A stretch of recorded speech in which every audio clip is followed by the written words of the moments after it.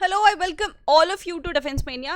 So the topics, the crux is जो हमारे 20 to 22 questions पूछे जाते हैं as far as polity is concerned in your exam, like CDS 2 2022 exam में आपके पूछे जाएंगे as per the trend, उसको कैसे स्कोर करना है. ऑब्वियसली पॉलिटी अपने आप में एक बहुत बड़ा टॉपिक है, बट कम टाइम में उसको हम कैसे कैप्चर कर सकते हैं, because this is very very important. जैसे हम सीडीएस एग्जाम में जीके की बात करें, कट ऑफ ही इटसेल्फ 20 मार्क्स का होता है.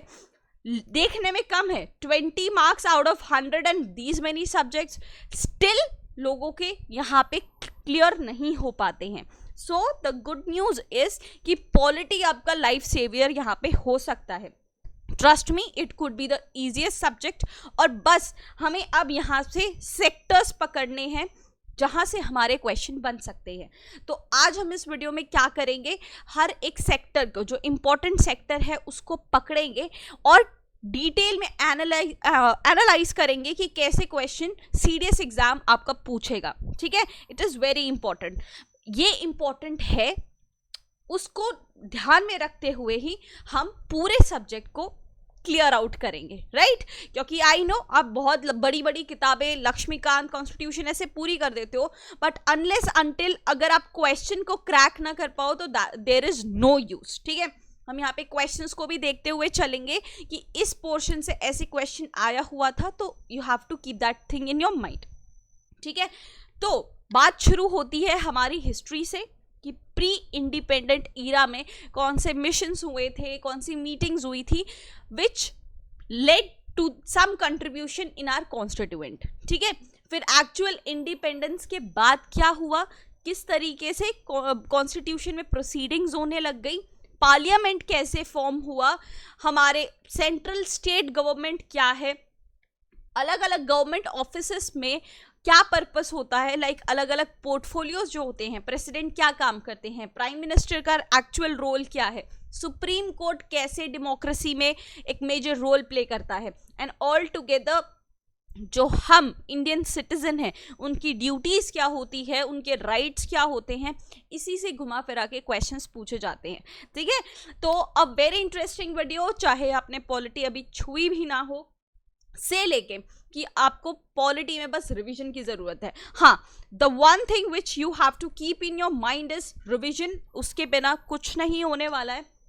तो सॉरी, टारगेट बना लो अपने. अभी जितने दिन बचे ना उतना टारगेट बना लो कि you have to save this video and at least watch it twice. ठीक है, कम से कम 2 बार. एक बार देख लोगे तो बहुत सारी चीज़ें क्लियर हो जाएंगी, दूसरी बार देखोगे तो एक्सट्रीमली क्लियर होके क्वेश्चन को सॉल्व कर पाओगे, राइट? तो सेव कर लेना आराम से, और 2 बार तो देखना ही देखना है, चाहे आपने स्टार्ट किया हो या तो आप सिर्फ रिवीजन पर्पस से देख रहे हो. Alright, let's get started. सबसे पहली बात, यहाँ की शुरुआत कहाँ से होती है. Like polity is all about constitution. इसकी शुरुआत कैसे हुई, ये ऑफिशियली ये आइडिया सबसे पहले 1934 में आता है एम.एन. रॉय सर को ऑफिशियली. ठीक है, और मैंने ऑलरेडी बहुत ज़्यादा चीज़ें यहाँ पे फिल्टर कर चुकी है, तो अपने आप से और फिल्टर मत करना. मैंने सिलेक्टेड चीज़ ही प्रेजेंटेशन में ऐड ऑन की है, उससे कम आप मत करना. ठीक है, लाइक कॉन्स्टिट्यूशन बहुत बड़ा है, वर्ल्ड का सबसे बिगेस्ट कॉन्स्टिट्यूशन हमारे पास है, तो उससे मैंने बहुत सॉर्ट आउट करके आपके लिए पॉइंट्स पिक आउट किए हैं, तो उससे आप फिल्टर मत करना. ओके, उसके बाद 1935 में इंडियन नेशनल कांग्रेस ने भी कहा कि भाई हमें कॉन्स्टिट्यूएंट असेंबली चाहिए, जिसमें हम डिस्कशन करेंगे कि इंडिया का कॉन्स्टिट्यूशन कैसा होना चाहिए.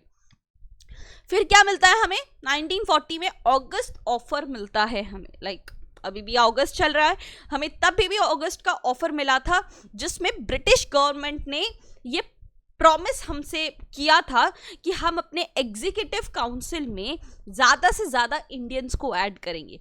इसका मतलब क्या है कि पहले इंडिपेंडेंस से पहले हमारे लिए गवर्नमेंट कौन फॉर्म करता था, एक डिसीजन मेकिंग बॉडी कौन थी, जिसमें सारे के सारे ब्रिटिशर्स थे. ठीक है, सारे ब्रिटिश थे. बट अब हम ये कहने लग गए कि हमारा देश तो हमें ही चलाना चाहिए, हमें ही पता है कि एक्चुअल हमारे देश में प्रॉब्लम क्या है, तो we should only rule our own country. तो ब्रिटिश ने बोला कि चलो ठीक है, ब्रिटिश तो करते ही रहेंगे, इंडियंस को भी ऐड कर देंगे ताकि आपकी दिक्कतों को एड्रेस कर सके, ठीक है, जिसमें माइनॉरिटी के ओपिनियन को भी वेट दिया जाएगा और सारे कॉन्स्टिट्यूशन के आइडियाज भी सुने जाएंगे। ये था ऑगस्ट ऑफर, ठीक है। अब ये ईरा शुरू हो रहा है वर्ल्ड वॉर 2 का, ठीक है, वर्ल्ड वॉर 2 शुरू होने लग गया है। अच्छा, इससे पहले आ जाओ वर्ल्ड वॉर 1 में। कब हुआ था? 1915 ऑनवर्ड्स हुआ था, 1914 से लेके 1918 की ईरा में। तब तो मतलब ब्रिटिश ने हमारे ऊपर हक से एकदम हक जमा रखा था। मतलब ब्रिटिशर्स को कहीं लड़ना था तो मरने के लिए वो इंडियन सोल्जर्स को भेज रहे थे, है ना, इंडियन सोल्जर्स को भेज रहे थे, और अगर विक्ट्री हो तो ब्रिटिश की हो। ओके, अच्छी बात यह हमेशा रही है कि वर्ल्ड वॉर चाहे 1 हो चाहे 2 हो, इंडिया का कोई ऐसे डायरेक्ट इन्वॉल्वमेंट उसमें नहीं रहा है, ठीक है। एज अ कंट्री इंडिया ने कभी वर्ल्ड वॉर ऐसे लड़ा नहीं है, हमने बस अपने इंडियन सोल्जर्स को भेजा है ऑन बिहाफ ऑफ ब्रिटिश लड़ने के लिए। तो जब वर्ल्ड वॉर 2 हुआ, सेम सिनेरियो ब्रिटिश एक्सपेक्ट कर रहे थे कि चलो ऑफिसर्स हमारे होंगे और when it comes to front end war हम इंडियन सोल्जर्स को भेज देंगे। बट अभी वर्ल्ड वॉर 1 से लेके वर्ल्ड वॉर 2 तक सिनेरियो टोटल चेंज हो चुका था, है ना। अब हमें एक नेशनलिस्ट वाली फीलिंग आ चुकी थी and we didn't wanted to be under someone, we wanted to get freedom. तो हमने बहुत सारे यूनियंस बना लिए थे, बहुत सारे मूवमेंट्स ऑलरेडी कर चुके थे, बॉयकॉट कर चुके थे, और हमने कहा था कि भाई हम नहीं लड़ेंगे। अगर आप हमसे हेल्प रिक्वेस्ट करोगे देन वी विल थिंक कि हम हेल्प करना भी चाहते हैं या नहीं, otherwise your orders will not be acceptable.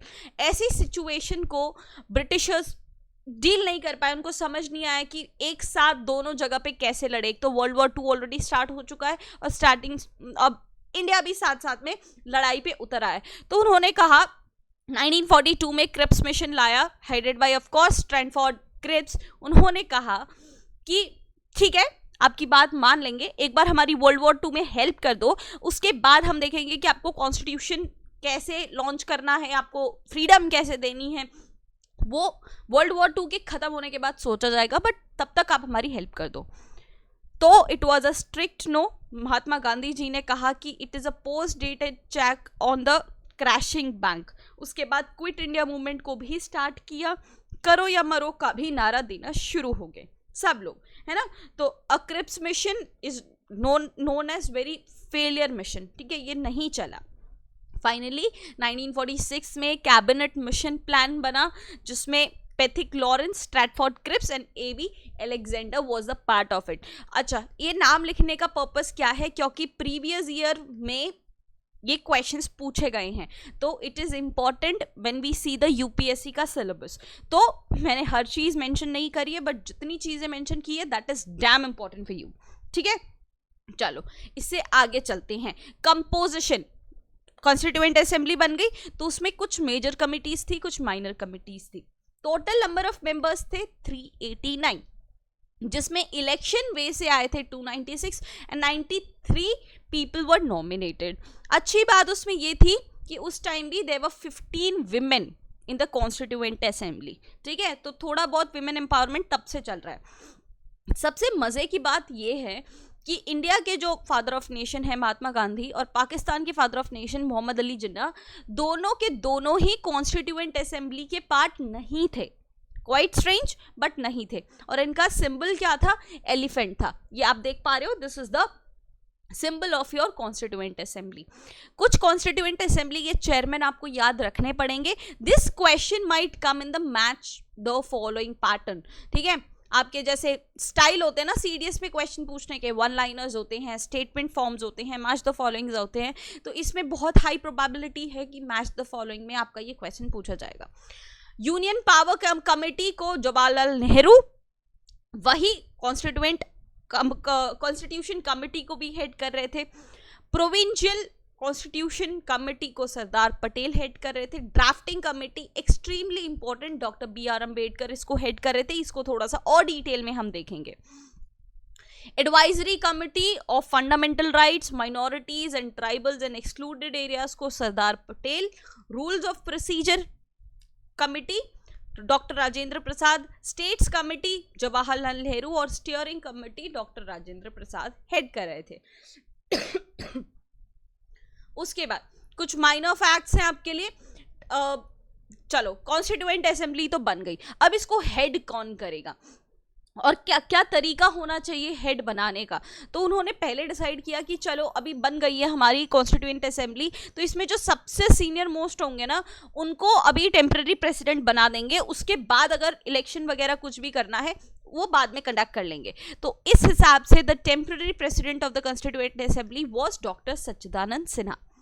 ठीक है, उनकी पहली मीटिंग हुई थी 9 दिसंबर 1946 को। ठीक है, बना कब था? 6 दिसंबर को, और फर्स्ट मीटिंग इनकी 9 दिसंबर को हुई थी। ये डिफरेंस आप याद रखोगे। और फाइनल मीटिंग उनकी हुई है 24 जैन 1950 को। डॉक्टर राजेंद्र प्रसाद को इलेक्शन के तरीके से प्रेसिडेंट बनाया गया। वाइस प्रेसिडेंट की उपाधि ले ली एच.सी. मुखर्जी ने, और कॉन्स्टिट्यूशनल लीगल एडवाइजर बन गए बी.एन. राव। ओके, चलो बढ़िया।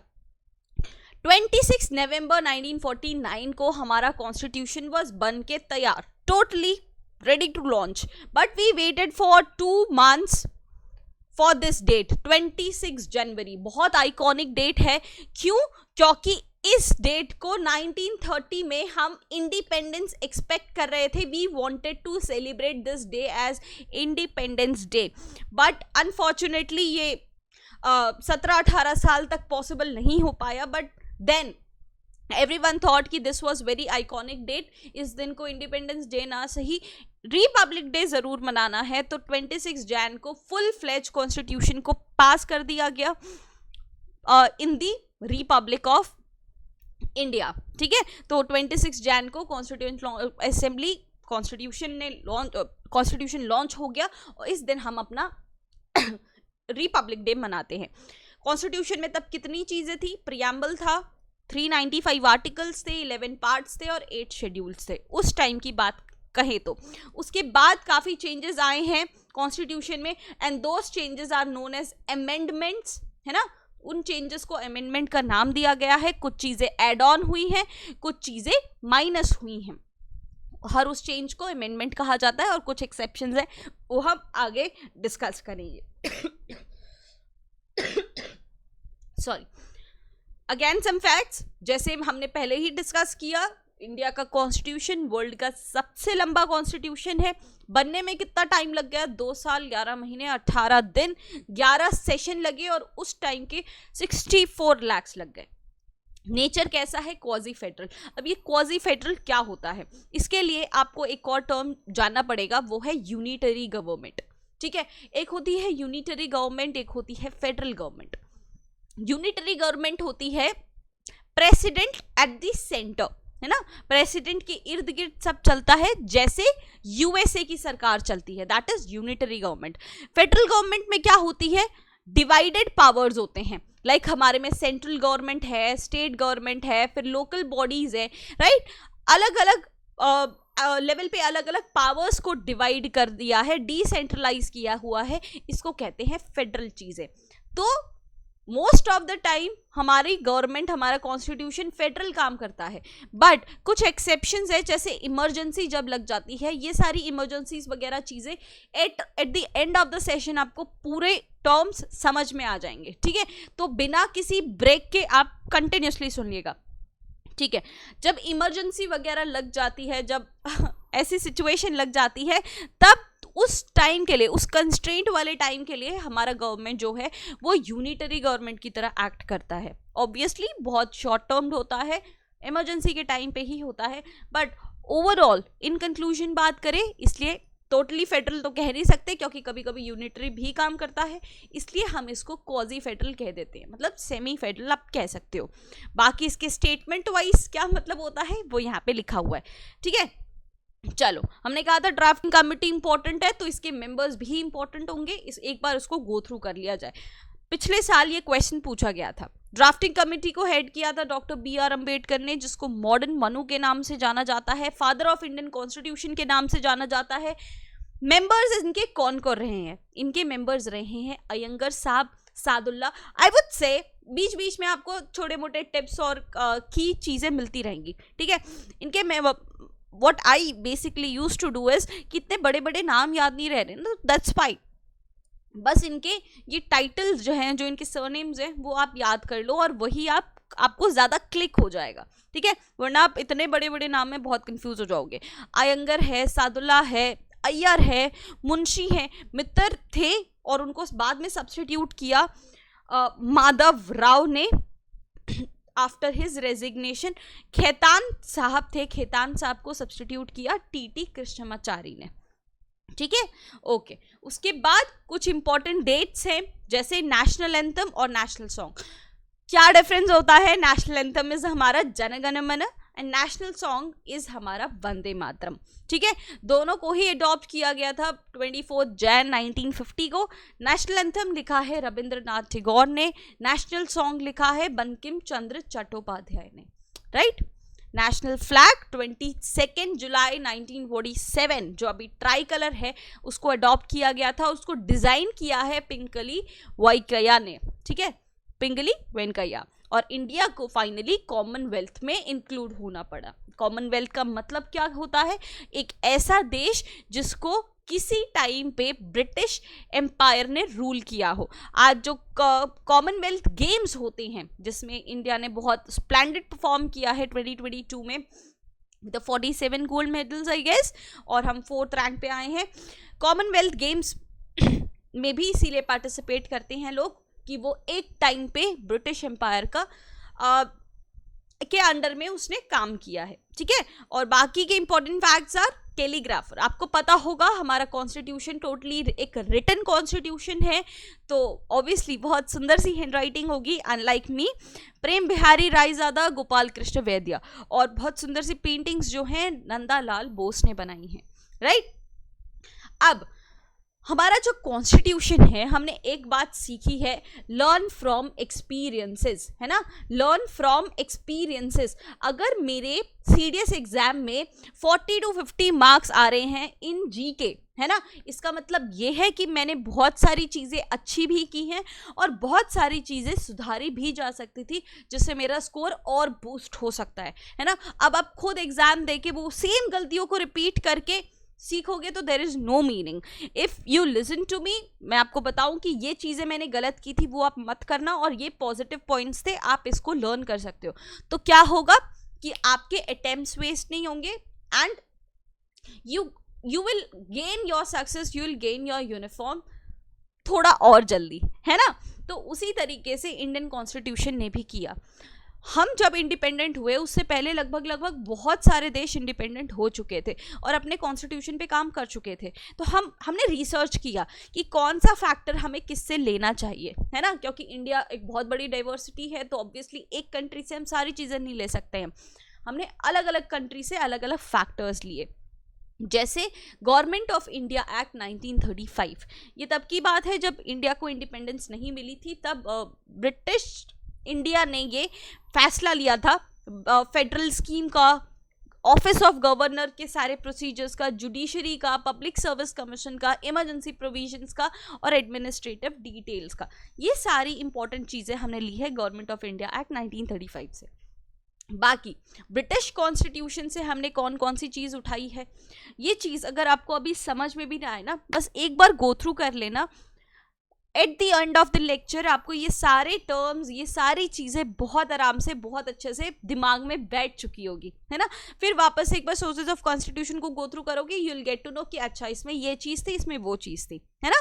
ब्रिटिश कॉन्स्टिट्यूशन में parliamentary government, rule of law, legislative procedure, single citizenship, cabinet system, prerogative writs और बाईकैमरलिज्म और parliamentary privileges. Okay, let's do one thing. आपका मोराल मैं अभी डाउन नहीं करना चाहूंगी। With the end of the session will discuss the sources of constitution and then you will tell me कि आपको अब समझ में आ रहा है या नहीं, ठीक है। बाकी बस इतना जान लो, ब्रिटिश कॉन्स्टिट्यूशन से हमने चीज़ें ली हैं। Ireland Irish constitution, US constitution, Canadian constitution, Weimar constitution जो कि जर्मनी का है, ऑस्ट्रेलिया, यूएसएसआर जो अभी रशिया के नाम से जाना जाता है, फ्रेंच कॉन्स्टिट्यूशन, साउथ अफ्रीका और जापान से हमने बहुत इंपॉर्टेंट फीचर्स लिए हैं जो कि क्वेश्चंस आते हैं आपके एग्जाम में। ठीक है, चलो अब शुरू होता है हमारे शेड्यूल्स। अभी हमारे पास 12 शेड्यूल्स है।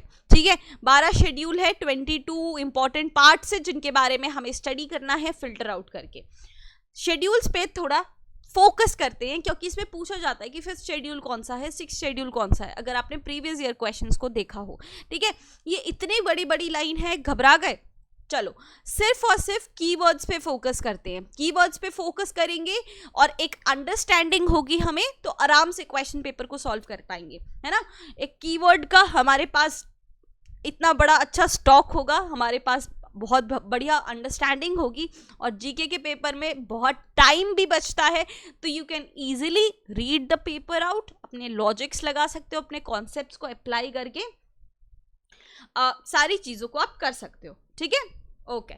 तो 12 शेड्यूल में हमारा पार्ट नंबर 1 होता है, मतलब शेड्यूल नंबर 1 है जिसमें सारे ही एरियाज के नाम लिखे हो, है ना। हमारे पास कितने स्टेट्स हैं, यूनियन टेरिटरीज है, ऑल इन ऑल जो इंडिया का पार्ट है वो सारा मेंशन किया हुआ कहाँ मिलेगा, पार्ट 1 में।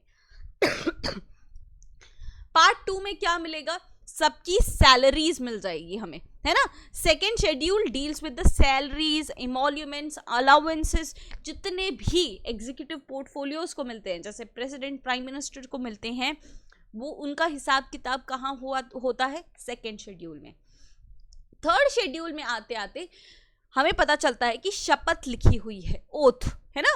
वो लोग कहते हैं कि हम अपनी काम पूरी निष्ठा से, पूरी सफाई से करेंगे, तो सारे ओथ कहाँ पे लिखे मिलेंगे आपको, थर्ड शेड्यूल में। फोर्थ शेड्यूल हमारा डील करता है राज्यसभा के साथ। राज्यसभा में सीट का एलोकेशन कैसे होता है, ये फोर्थ शेड्यूल में इसका प्रोसीजर आपको मिल जाएगा।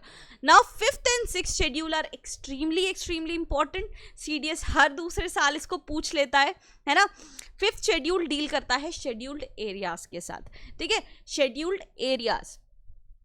सिक्स्थ शेड्यूल डील करता है only and only for the 4 states, tribal areas of Assam, Tripura, Meghalaya and Mizoram. इसको आप ATMM करके भी याद कर सकते हो, आसाम, त्रिपुरा, मेघालय एंड मिजोरम। ठीक है, ये 6 स्टेट्स बहुत इंपॉर्टेंट है, सॉरी ये 4 स्टेट्स बहुत ज़्यादा इंपॉर्टेंट है। सारे के सारे शेड्यूल एरियाज आते हैं फिफ्थ शेड्यूल में और 4 स्टेट्स आते हैं सिक्स्थ शेड्यूल में। सेवेंथ शेड्यूल डील करता है with the division of powers, जैसे यूनियन, स्टेट और कॉन्करेंट। ये 3 लिस्ट है अलग अलग, ये क्लियर करती है कि सेंट्रल गवर्नमेंट के काम क्या क्या है, स्टेट गवर्नमेंट के हिस्से में कितने काम हैं और कहाँ कहाँ कौन कौन से सब्जेक्ट्स पे दोनों गवर्नमेंट मिलके काम करेगी।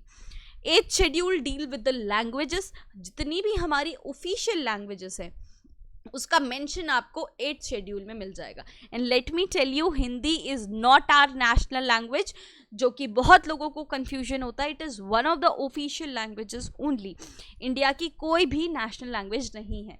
हो सकता है ये क्वेश्चन आपको पूछ लिया जाए, if not in written, but SSB में ये बहुत कॉमन क्वेश्चन है, right. 9th deal with the land reform acts. 10th deal with the anti defection law. Anti defection law क्या होता है कि अगर किसी भी MP या MLA को अपनी पार्टी चेंज करनी है ना, या हो सकता है उनकी आइडियोलॉजी उनको अच्छी ना लगे, लेटर ऑन पार्टी का काम अच्छा ना लगे, या तो करप्शन करके उनको किसी और पार्टी में ज़्यादा पैसे मिल रहे हो, तो उसका क्या प्रोसीजर होता है वो सारा आपको 10th शेड्यूल में मिलेगा, that is known as anti defection law. Schedule 11 deal करता है पंचायत से और 12 डील करता है म्यूनिसिपैलिटी से। हमेशा ये चीज़ याद रखना, पंचायत और म्यूनिसिपैलिटी कुछ जुड़वा की तरह काम करते हैं। जैसे 11th शेड्यूल अगर पंचायत है, 12th क्या हो जाएगा, म्यूनिसिपैलिटी हो जाएगा।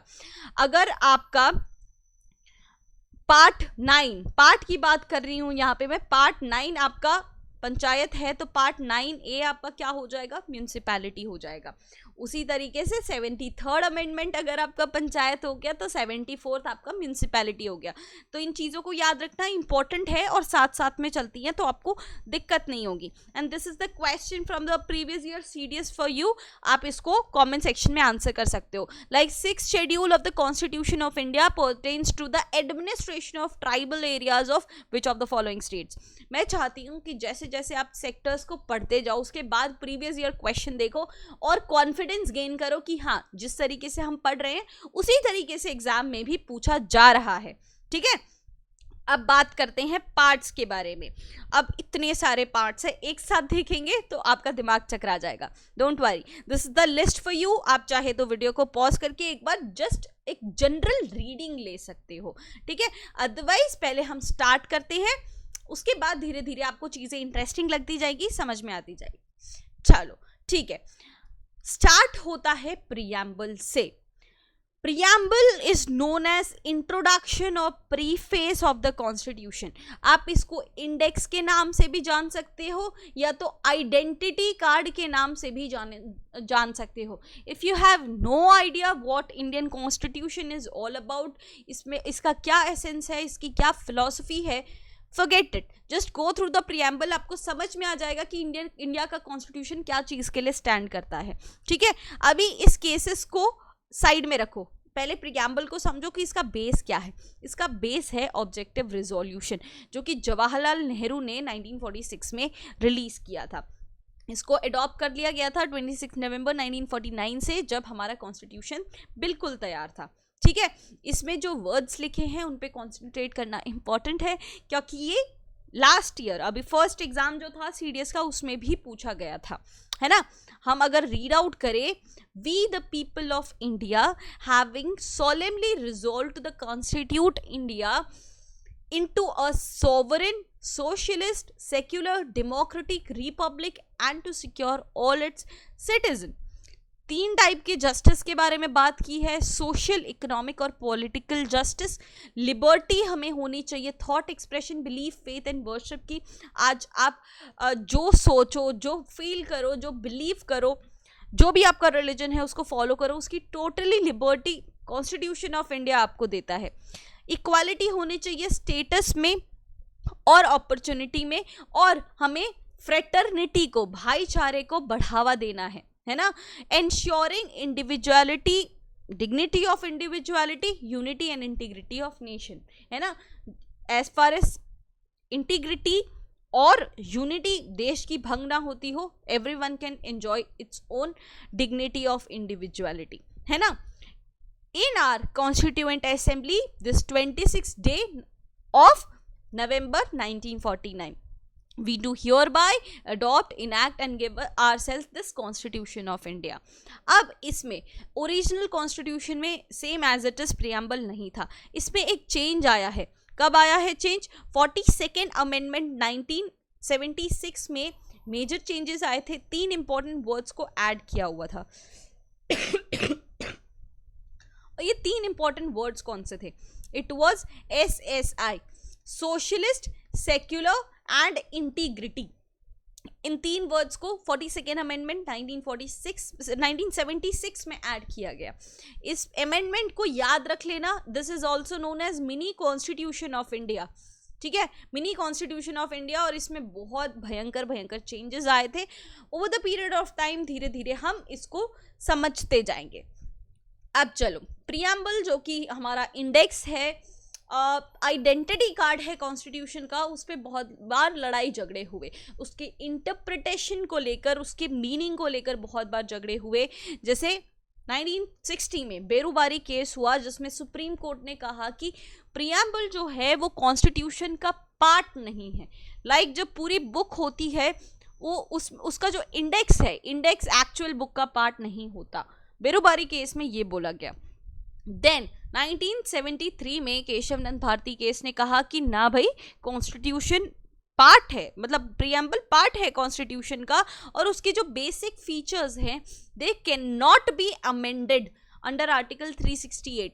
हमने स्टार्टिंग में आपको बताया कि कोई भी चेंज लाना है कॉन्स्टिट्यूशन में, कुछ भी ऐड करना है, कुछ भी माइनस करना है, तो उसको अमेंडमेंट कहा जाता है और उसका एक प्रोसीजर होता है जो आर्टिकल 368 में मेंशन होता है। ठीक है, सुप्रीम कोर्ट ने तो ये कह दिया कि बेसिक फीचर्स को हम अमेंड नहीं कर सकते, लेकिन उन्होंने ये क्लैरिटी नहीं दी कि एक्चुअल बेसिक फीचर्स हैं कौन से। मतलब हमें कैसे पता चलेगा कि ये बेसिक फीचर है और ये ऐसे ही फीचर्स हैं, है ना। तो ये थोड़ा सा lack of clarity Kesavananda Bharati case में भी रह गई।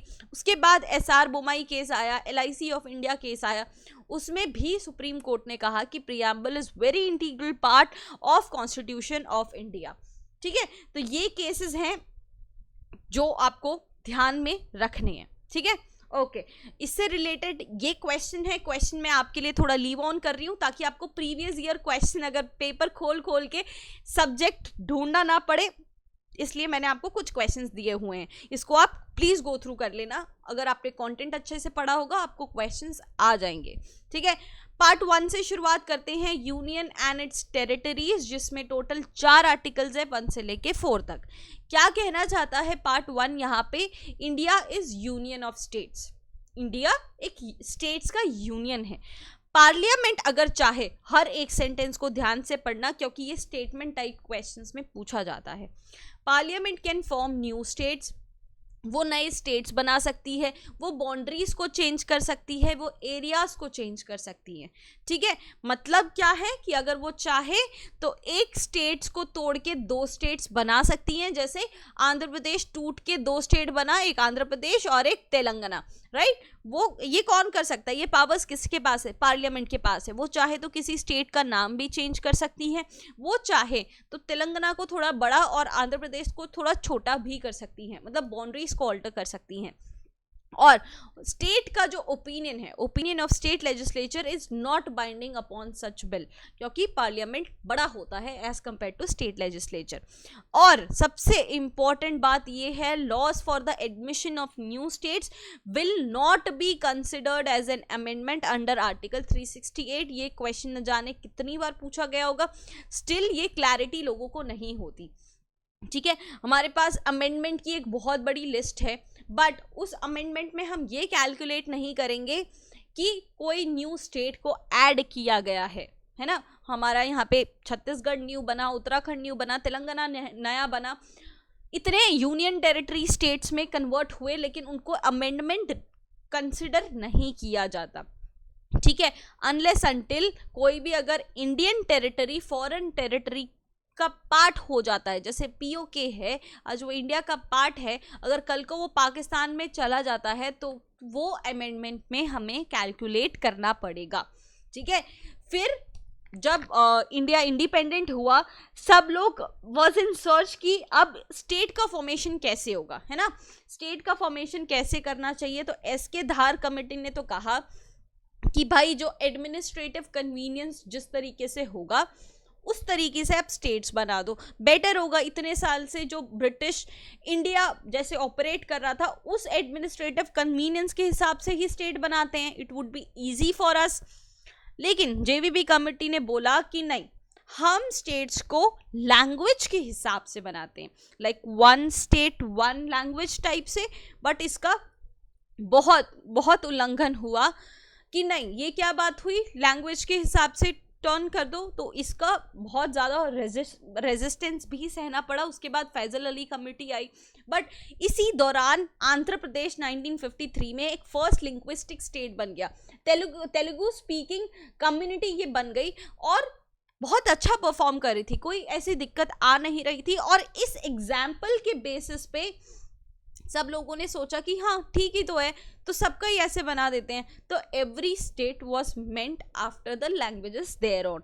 ठीक है, आंध्र प्रदेश को देखकर कि हाँ ये स्टेट अच्छा परफॉर्म कर रहा है तो कोई दिक्कत नहीं है, ऐसे ही कंटिन्यू रखते हैं। और फिर धीरे धीरे धीरे धीरे अलग अलग स्टेट्स फॉर्म होते गए, यूनियन टेरिटरी स्टेट्स बनते गए, और अभी जो इंडिया है वो आपको ऐसे दिख रहा है। ठीक है, फिर आता है सिटीजनशिप। उस टाइम पे जब हमें इंडिपेंडेंस मिली, जब हमारा कॉन्स्टिट्यूशन बन के तैयार होने वाला था, उस टाइम पे एक और प्रॉब्लम आई थी, क्या, पार्टीशन। इंडियन सब कॉन्टिनेंट को डिवाइड कर दिया गया था into 2 big states, 2 big countries. तो अब सिटीजनशिप किसको कहाँ का मिलेगा? लाइक एवरीवन, अभी आप सोचो, मैं जहाँ हूँ, आप जहाँ हो, हम सब एक कंट्री में रहते हैं, बट कल को अगर देश का बंटवारा हो जाएगा तो क्या होगा, है ना? मैं कहाँ जाऊंगी, आप लोग कहाँ जाओगे? तो उस हिसाब से सिटीजनशिप के लॉज बनाए गए, है ना? इंडिया की सिटीजनशिप किसे मिल सकती है? जो इंडियन टेरिटरी में उनका जन्म हुआ है। अगर उनका जन्म नहीं हुआ, अगर उनके पेरेंट्स का जन्म हुआ है, या तो वो 5 साल से रह रहे हैं, है ना? ये कॉन्स्टिट्यूशन के बने कि 5 साल पहले से वो यहाँ रह रहे हैं, या तो उनके ग्रैंड पेरेंट्स भी अनडिवाइडेड इंडिया में रहते थे, तो उनको इंडिया की सिटीजनशिप मिल जाएगी। पाकिस्तान टू इंडिया लोग आए हैं 19 जुलाई 1948 से पहले, तभी भी उनको मिल जाएगी। या तो इंडिया से पाकिस्तान गए हैं मार्च 1947 के बाद, बट वापस भी आ गए हैं, फिर वो 6 महीने के रेसिडेंस प्रूफ के साथ अपनी सिटीजनशिप को क्लेम कर सकते हैं। इससे भी ज़्यादा इंपॉर्टेंट बात यह है कि इंडिया सिर्फ और सिर्फ सिंगल सिटीजनशिप को बिलीव करता है और हैंडल करता है। लाइक अगर आपके पास इंडिया की सिटीजनशिप है तो आप किसी और कंट्री की नहीं ले सकते हो। अगर आपने किसी और की सिटीजनशिप ली तो बाय डिफॉल्ट आपकी इंडिया की सिटीजनशिप कैंसिल हो जाएगी। जैसे आलिया भट्ट है, उनके पास ब्रिटिश सिटीजनशिप है, she is not the citizen of India, है ना? सेम अक्षय कुमार, उन्होंने कनाडा की सिटीजनशिप ली तो उनकी इंडिया की सिटीजनशिप कैंसिल हो जाएगी, है ना? तो इंडिया सपोर्ट्स सिंगल सिटीजनशिप। और देयर आर सर्टेन मेथड्स जिससे आप सिटीजनशिप ले सकते हो या तो आप लूज कर सकते हो। ले कैसे सकते हो? By birth. बाय बर्थ आपको सिटीजनशिप मिली है सॉरी, बाय बर्थ, जैसे अगर आपका जन्म हुआ है या तो आपके वन ऑफ द पेरेंट का या तो बोथ पेरेंट्स का अगर जन्म हुआ है, इन डेट्स को याद रख लेना आप। इन डेट्स के अकॉर्डिंग तो आपको इंडिया की सिटीजनशिप मिलेगी। या तो bye decent, one of the parent should be Indian, है ना? बाय रजिस्ट्रेशन, अगर आप 7 साल से इंडिया में रह रहे हो या तो आपने इंडिया के सिटीजन से शादी की है और फिर 7 साल यहाँ पे रह रहे हो, तो भी आपको इंडिया की सिटीजनशिप मिलेगी। बाय नेचुरलाइजेशन से भी मिलेगी और बाय इनकॉर्पोरेशन ऑफ टेरिटरी से भी मिलेगी। जैसे अगर लाहौर आज पाकिस्तान का पार्ट है, कल को वो इंडिया का पार्ट अगर बन जाएगा तो सारे लाहौर के लोगों को इंडिया की सिटीजनशिप मिल सकती है। और आप लूज कैसे कर सकते हो? ऑब्वियसली आप लूज कर जाओगे।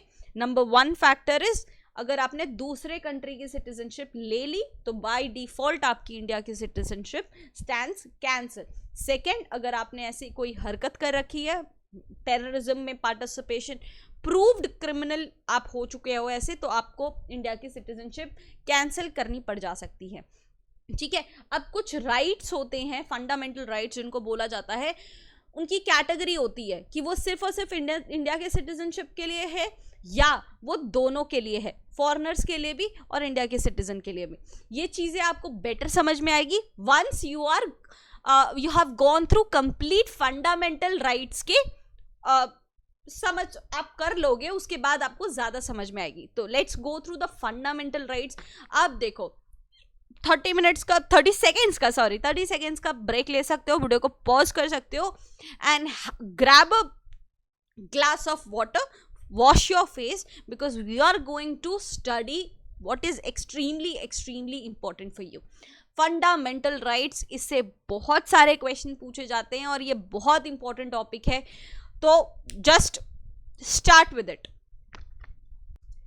सो fundamental rights come in the part 3 of our Indian constitution. इसमें हमारे आर्टिकल नंबर्स आते हैं 12 से लेके 35 तक। देखो, हमें हर एक पार्ट के आर्टिकल नंबर्स याद रखने की ज़रूरत नहीं है, but as I already told you कि fundamental rights one of the very very important हमारा सेक्टर रहेगा, जहाँ से हम बहुत सारे क्वेश्चंस एक्सपेक्ट कर सकते हैं। तो ये बेसिकली पार्ट जो है हमारा फंडामेंटल राइट्स का, वो हमने बोरो किया है यूएसए से, है ना, यूनाइटेड स्टेट्स ऑफ अमेरिका से। ये जस्टिसिएबल इन नेचर है और सुप्रीम कोर्ट इसको खुद प्रोटेक्ट करता है ना। सुप्रीम कोर्ट इसको खुद प्रोटेक्ट करता है। इसका मतलब क्या है कि ये जो राइट्स आपको प्रॉमिस किया गया है बाय कॉन्स्टिट्यूशन ऑफ इंडिया, अगर कोई इसका वायलेशन करता है, कोई इसको फॉलो नहीं करता, तो खुद सुप्रीम कोर्ट ऑफ इंडिया आपको हेल्प करेगा। कैसे हेल्प करेगा? वो भी हम आपको आगे बताएंगे, ठीक है। पार्लियामेंट को राइट है कि वो रीजनेबल रिस्ट्रिक्शंस इसमें इम्पोज कर सके, है ना। आप एक फैक्टर देखोगे, हम थोड़ा फन फैक्टर भी बीच में इन्वॉल्व करते हुए चलते हैं ताकि चीज़ें ज़्यादा आपको याद रह सके, ज़्यादा कनेक्ट हो सके, ठीक है। तो I will tell you one thing कि वीडियो तो आपको कंटिन्यू पूरी देखनी है, बट बीच में पॉज करते रहना और किसी फनी एलिमेंट के साथ इसको कनेक्ट करते हुए चलना, like in the form of story. तो आपको चीज़ें ज़्यादा याद रखने में हेल्प करेंगी, क्योंकि यही जो फनी स्टोरीज है वो आपको एग्जाम में अगर याद करोगे तो नंबर 1 इज आपका जो स्ट्रेस होगा वो भी कम होगा, एंड नंबर 2 इज ये चीज़ें आपको ज़्यादा याद रहती हैं, ठीक है। तो पार्लियामेंट हमेशा अपने आप को एक सिक्योर पोजीशन बना देती है। कॉन्स्टिट्यूशन उन्होंने इसी तरीके से बनाया कि बहुत चाहे स्ट्रिक्ट चीज़ें हो जाएं बट स्टिल पार्लियामेंट उसको चेंज कर सकती है कोई ना कोई क्लॉज लगा के, ठीक है। It is known as Magna Carta of India. और राइट टू प्रॉपर्टी भी पहले एक फंडामेंटल राइट हुआ करता था, लेकिन अब उसे हटा दिया गया है थ्रू 44th अमेंडमेंट एक्ट। अब ये सिर्फ एक लीगल राइट बन के रह गया है, ठीक है। तो पूरे फंडामेंटल राइट्स को 6 कैटेगरीज में कैटेगराइज किया गया है, starting from right to equality, फिर राइट टू फ्रीडम, फिर right against exploitation, right to freedom of religion, cultural and educational rights और राइट टू कॉन्स्टिट्यूशनल रेमेडीज। हर एक पार्ट को पिक करके अच्छे से चलते हैं। उससे पहले आपके 2 आर्टिकल्स आते हैं 12 और 13। क्या है आराम से समझना। आर्टिकल 12 स्टेट की डेफिनेशन आपको देता है, ठीक है। लाइक इंग्लिश में आपने कुछ और डेफिनेशन ली होगी, बट पॉलिटी में आपके वर्ड्स आपके चेंज हो जाते हैं, ठीक है। तो पॉलिटी में अगर आपका स्टेट सामने आए तो it is not only Karnataka, Maharashtra और तमिलनाडु। स्टेट का मतलब पार्लियामेंट भी होता है, स्टेट का मतलब पूरा इंडिया भी होता है। अगर मैं आपको ऐसे बोलूं India is a secular state, तो आप ऑफेंड मत हो जाना कि ये स्टेट थोड़ा, ये तो कंट्री है। पॉलिटी की डेफिनेशन में इंडिया भी एक स्टेट है। स्टेट लेजिस्लेचर भी एक स्टेट है। लोकल बॉडीज हो जाए, कॉन्स्टिट्यूशनल बॉडीज हो जाए, नॉन कॉन्स्टिट्यूशनल बॉडीज हो जाए, PSUs, PSBs, even private bodies को भी हम स्टेट बोल सकते हैं अगर वो गवर्नमेंट सर्विसेज रेंडर कर रही हैं तो, ठीक है। तो ये सारी स्टेट की डेफिनेशन कहाँ दी हुई है, आर्टिकल नंबर 12 में दी हुई है। तो इसको आप याद रखोगे, ये क्वेश्चन आपको आ सकता है। और आर्टिकल 13 जस्टिफाई करता है कि फंडामेंटल राइट्स कितने ज़्यादा इंपॉर्टेंट है और UPSC भी इसको कितना ध्यान में रख के चलती है। आर्टिकल 13 ये कहता है कि अगर पार्लियामेंट कोई भी लॉ बना दे, अगर वो फंडामेंटल राइट्स के अलाइनमेंट में नहीं है, उसके अकॉर्डिंग नहीं है या उसका उल्लंघन करती है, तो वो लॉज कैंसिल हो जाएंगे, वॉइड हो जाएंगे, ठीक है। तो इतने ज़्यादा इंपॉर्टेंट है हमारे फंडामेंटल राइट्स। फर्स्ट कैटेगरी है हमारी उसमें right to equality. Right to equality article 14, इसमें आपको सारे आर्टिकल्स याद रखने ही पड़ेंगे, this is very very important. Article 14 ये कहता है, और इसमें एक्सेप्शंस जो हैं, एक्सेप्शंस को ट्रिपल स्टार मार्क आप कर सकते हो क्योंकि सीरियस एक्सेप्शंस पे बहुत ज़्यादा क्वेश्चंस पूछता है। आर्टिकल 14 कहता है equality before law and equal protection of laws, ठीक है। ये कहता है कि चाहे आप किसी भी घराने से बहुत अमीर हो, बहुत गरीब हो, कानून अंधा है, कानून के आंखों में पट्टी लगी है, उसे कुछ नहीं दिखता, वो बस देखेगा कि आपने क्या क्राइम किया है, उसके अकॉर्डिंग आपको पनिशमेंट प्रिस्क्राइब करेगा। Everyone is equal before the law. But इसमें एक्सेप्शन क्या है, प्रेसिडेंट और गवर्नर। प्रेसिडेंट और गवर्नर जब अपने ऑफिस में होंगे, मतलब जब उनका कार्यकाल या तो उनका टेन्योर चल रहा होगा, तब उनके अगेंस्ट कोई सिविल या क्रिमिनल प्रोसीडिंग्स नहीं होगी, मतलब वो कभी जेल नहीं जाएंगे। जब उनका टेन्योर खत्म हो जाता है, तब जब उनकी प्रोसीडिंग प्रूव हो जाएगी तब वो जेल जा सकते हैं, बट अपने कार्यकाल में वो कभी जेल नहीं जाएंगे। आर्टिकल 15 आता है हमारी आयुष्मान खुराना की मूवी, डिस्क्रिमिनेशन नहीं करना है, प्रोहिबिशन ऑफ डिस्क्रिमिनेशन, चाहे वो रिलीजन के बेस पे हो, रेस, कास्ट, सेक्स या तो प्लेस ऑफ बर्थ के अकॉर्डिंग ही क्यों ना हो जाए। बहुत सारी मूवीज में आपने देखा होगा कि लोग डिस्क्रिमिनेट कर रहे हैं कि नॉर्थ ईस्ट के लोगों को बहुत कम प्रायोरिटी दे रहे हैं और मेनलैंड इंडिया के लोगों को, तो ये कौन सा डिस्क्रिमिनेशन हो गया, प्लेस ऑफ बर्थ के अकॉर्डिंग हो गया, तो ये नहीं करना है। बट इसका मतलब ये नहीं है कि पार्लियामेंट जो सोशली बैकवर्ड लोग हैं या तो विमेन हैं उनके लिए स्पेशल प्रोविजन नहीं, ये कोई डिस्क्रिमिनेशन नहीं हुआ। पार्लियामेंट चाहे तो विमेन के लिए रिजर्वेशन कर सकती है, बैकवर्ड पीपल को अपलिफ्ट करने के लिए कोई स्पेशल प्रोविजन बना सकती है। ठीक है, आर्टिकल 16 ये कहता है कि पब्लिक एम्प्लॉयमेंट मतलब सरकारी जॉब्स के लिए सबको इक्वल अपॉर्चुनिटी मिलनी चाहिए, सबको। लेकिन इसका मतलब ये नहीं है कि ऑर्गेनाइजेशन के खुद अपने सिलेक्टिव एग्जाम्स ना हो या रिजर्वेशंस ना हो। Like I am not eligible for navy because of my non technical background, तो मैं वहाँ पे आर्टिकल 16 को पोज नहीं कर सकती कि भाई नेवी में एंट्री भी तो एक पब्लिक एम्प्लॉयमेंट ही है, तो मुझे भी अपॉर्चुनिटी मिलनी चाहिए। नो, नेवी ने अपना खुद एक क्राइटेरिया सेट किया है कि उनको टेक्निकल बैकग्राउंड के लोगों को ही लेना है, तो वो उसके अकॉर्डिंग अपनी एलिजिबिलिटी सेट करते हैं। या तो किसी भी एग्जाम का कोई रिजर्वेशन सिस्टम है, उस पर भी कोई क्वेश्चन नहीं कर सकता है। These are exceptions of article 16। आपको एक्सेप्शंस को तो बहुत ध्यान से याद रखना है। आर्टिकल 17 कहता है अबॉलिशन ऑफ अनटचेबिलिटी, छुआछूत कहीं पर भी प्रैक्टिस नहीं होना चाहिए। अगर हुआ तो ये एक फंडामेंटल राइट का उल्लंघन होगा, जिससे आपको बहुत भयंकर पनिशमेंट्स को झेला जा सकता है। ठीक है, आर्टिकल 18 आता है हमारा अबॉलिशन ऑफ टाइटल। वो कहता है, और ये एक ऐसा आर्टिकल है फंडामेंटल राइट्स में, हालांकि सारे के सारे fundamental rights compulsory in nature है, but only article 18 is directory in nature. मतलब ये बस आपको एक सजेशन है, आप मानो ना मानो आप पे है, आपको इसके लिए कोई पनिशमेंट नहीं दी जाएगी। ठीक है, आपको जो भी फॉरेन टाइटल्स वगैरह मिलते हैं वो आपको एक्सेप्ट नहीं करने चाहिए, उसको अबॉलिश कर देना चाहिए। ये आपको बस कॉन्स्टिट्यूशन एक सजेशन दे रहा है। अगर नहीं मानोगे, लाइक शाहरुख खान को भी टाइटल्स मिले हैं और उन्होंने एक्सेप्ट करे हैं, तो उनको कोई पनिशमेंट नहीं दी जाएगी। बट इसमें एक्सेप्शन है कि मिलिट्री टाइटल हो या तो एकेडमिक टाइटल हो, जैसे पीएचडी करके डॉक्टरेट का जो टाइटल लगता है वो आप बिल्कुल खुशी से एक्सेप्ट कर सकते हो, because this belongs to military और एकेडमिक, राइट। ठीक है, नेक्स्ट कैटेगरी आती है हमारी राइट टू फ्रीडम, 19 से लेके 22 तक, जिसमें सबसे पहले आता है आर्टिकल 19। आर्टिकल 19 आपके 6 बिग राइट्स को गारंटी करते हैं, आपको प्रॉमिस करते हैं।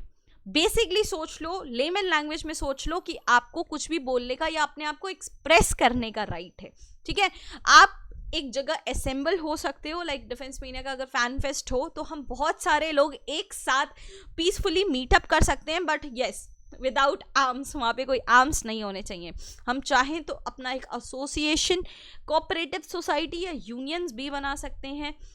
हम चाहे तो पूरे इंडिया में, है ना, गुजरात से लेके कोहिमा तक इजीली फ्रीली घूम सकते हैं, जम्मू कश्मीर से लेके तमिलनाडु तक बहुत आराम से घूम सकते हैं विदाउट एनी स्पेशल परमिशन। हम कोई भी इंडिया के पार्ट में सेटल हो सकते हैं, हम कोई भी प्रोफेशन को पिक कर सकते हैं as per own choice, passion या कोई भी अदर फैक्टर्स को लेकर हमारी खुद की चॉइस रहेगी। तो ये 6 फैक्टर्स आपको कौन गारंटी करता है? Article number 19। फिर आर्टिकल नंबर 20 क्या कहता है, थोड़ा डिटेल है, कन्विक्शन ऑफ ऑफेंसेस। थोड़ा सा ध्यान से देखना, इसमें 3 सब क्लॉजेस आते हैं और तीनों बहुत इंपॉर्टेंट है, एग्जाम में पूछे जाते हैं। आर्टिकल 20 क्लॉज 1 कहता है right against x post facto law. अब ये क्या कहता है? ये कहता है कि सपोज आपने जनवरी में कोई क्राइम किया है और उसकी कोई भी 100 रुपये फाइन है उस चीज़ का, आपने कोई स्पीड ब्रेकर तोड़ दिया है या आपने ट्रैफिक सिग्नल तोड़ दिया है, उसकी सज़ा आपकी 100 रुपये है। लेकिन फेब में वापस से रूल्स चेंज हो गए और उसका चार्ज है 500 रुपये, तो आप कितना पे करोगे? आप करोगे 100 रुपये ही, ex post facto law. At the time of the committed crime आपका जो प्रिस्क्राइब पनिशमेंट है वो आपको वही दी जाएगी एंड नॉट जो बाद में चेंज हुई है। This is x post facto law. आपको बहुत बेसिक सिंपल लैंग्वेज में मैंने बताया। आर्टिकल 20 क्लॉज 2 क्या कहता है? Right against double jeopardy. अब इसको प्रिवेंटिव डिटेंशन इज एप्लीकेबल को थोड़ा सा साइड में रख दो, ये आपको बेटर समझ में आएगा आर्टिकल नंबर 22 में। ठीक है, इसको अभी एक साइड रख दो ताकि आप कंफ्यूज ना हो। राइट अगेंस्ट डबल जियोपार्डी क्या होता है कि आपको एक बार क्राइम करने की एक ही बार सजा मिलेगी, एक से ज्यादा बार नहीं मिलेगी। जैसे आपने एक बार सिग्नल तोड़ा है तो आपको एक बार 100 रुपये देने पड़ेंगे एंड दैट्स इट। अब आपको बार बार एक ही वीडियो क्लिप दिखाकर बार वो लोग आपसे 100 रुपये चार्ज नहीं कर सकते कि आपने सिग्नल तोड़ा है। ठीक है, ये राइट सिर्फ और सिर्फ आपके पेरेंट्स के पास होते हैं कि अगर इन केस आपने 12th में मार्क्स कम ला दिए तो पूरी ज़िंदगी आपको अलग अलग टाइम पे ताने मारे जाएंगे कि 12th में तूने पढ़ाई नहीं करी थी, 12th में तूने पनिशमेंट, ये मतलब तेरे मार्क्स नहीं आए थे इसलिए अच्छी कॉलेज नहीं मिली, स्कूल के बोर्ड में नाम नहीं आया। ये सिर्फ राइट्स आपके पेरेंट्स के पास है और ऑफिशियली गवर्नमेंट ऐसा नहीं कर सकता। एक क्राइम के लिए सिर्फ और सिर्फ एक सज़ा। आर्टिकल 20 क्लॉज 3 होता है राइट अगेंस्ट सेल्फ इंक्रिमिनेशन। इसका मतलब ये हुआ कि आप अपने खुद के क्राइम के खुद सबूत और गवाह होने के लिए फोर्स नहीं हो सकते हो, है ना। अगर मैंने कोई क्राइम किसी का खून कर दिया है, और इसमें हमेशा मैं अपना एग्जांपल लेके चलूंगी ताकि आपको ज़्यादा कनेक्ट हो पाए, and I actually don't mean anything, okay. मतलब मैंने अगर किसी का खून कर दिया है तो उसका गवाह, उसका सबूत सिर्फ मैं नहीं बनूंगी। It is right against self incrimination. तो ये है article 20 conviction of offences. Article 21 important है। आर्टिकल 21 क्या कहता है? Right to life and personal liberty. मतलब हमारी जो प्रिवेसी है, हमारी लाइफ है, हमारी लिबर्टी है, that is totally protected, that is totally enacted. ये आपको कौन गारंटी करता है? Article number 21। फिर आता है आर्टिकल नंबर 21A। ये कहता है राइट टू एलिमेंट्री एजुकेशन। मतलब 6 से 14 साल के बच्चों को जो बेसिक एजुकेशन है वो मिलना चाहिए। दिस इज फॉर पेरेंट्स, ठीक है, कि उनको 6 से 14 साल के बच्चे हैं तो उनको काम नहीं कराना है, उनको एक बेसिक एजुकेशन जिनके वो हकदार है उनको वो मिलना चाहिए। आर्टिकल 22 क्या कहता है? Arrest and detention. Article number 22 states that कि अरेस्ट एंड डिटेंशन, इसका मतलब क्या हुआ? इसमें आता है प्रिवेंटिव डिटेंशन वाला क्लॉज। प्रिवेंटिव डिटेंशन क्या कहना चाहता है? ये कि 90 डेज तक, let's write it here, let me clear the slide यहाँ पे टोटली। प्रिवेंटिव डिटेंशन क्या होता है? पीडी से इसको हम जानेंगे शॉर्ट फॉर्म से, कि अगर आपने सोचो एग्जाम्पल, मैंने कोई क्राइम कर रखा है, उसकी ऑलरेडी सज़ा मुझे मिल चुकी है, ठीक है, ऑलरेडी मिल चुकी है, बात खत्म, डबल जेओपार्डी एप्लीकेबल हो गया कि एक क्राइम की एक सज़ा। बट अगर वो मेरा क्राइम उस लेवल का हो जिसमें नेशनल सिक्योरिटी थ्रेट पे आ जाती हो, नेशनल इंटीग्रिटी थ्रेट पे आ जाती हो, और फिर कोई ऐसा चीज़ वापस आती है जैसे इलेक्शन टाइप कोई चीज़ वापस आती है, और गवर्नमेंट को ऐसा लगता है कि मैं अभी बहुत खतरनाक साबित हो सकती हूँ, मैं वापस से वही चीज़ कर सकती हूँ, तो मुझे प्रिवेंटिव डिटेंशन में वापस में जेल में बंद कर देंगे, हालांकि अभी मैंने कुछ किया भी नहीं है, but not more than 90 days. Time period याद रखोगे क्योंकि यूपीएससी टाइम पीरियड के साथ बहुत खेल खेलता है, वो इसका 90 का 60 कर देगा। तो this is very important, 90 days, this is important, ठीक है। ये कब हुआ था? जब आर्टिकल 370 को एब्रोगेट करना था तो बहुत सारे जम्मू एंड कश्मीर के मिनिस्टर्स को प्रिवेंटिव डिटेंशन पे भेज दिया था, जो पहले से कोई क्राइम कमिट कर चुके थे, उनका क्राइम प्रूव हो चुका था, और गवर्नमेंट ने कहा था, सेंट्रल गवर्नमेंट ने कहा था कि हो सकता है आर्टिकल 370 बहुत सेंसिटिव टॉपिक है और उसको हटाने के चक्कर में नेशनल थ्रेट पे ये लोग आ सकते हैं, तो इनको प्रिवेंटिव डिटेंशन पे पहले ही भेज दो, है ना। इससे पहले कोई क्राइम हो इनको पहले ही जेल में भेज दो, once everything is all right हम इनको बाहर बुला लेंगे। This is preventive detention, article number 22, याद रखोगे। नेक्स्ट कैटेगरी हमारी बहुत स्मॉल सी, बहुत स्वीट सी है, राइट अगेंस्ट एक्सप्लॉयटेशन।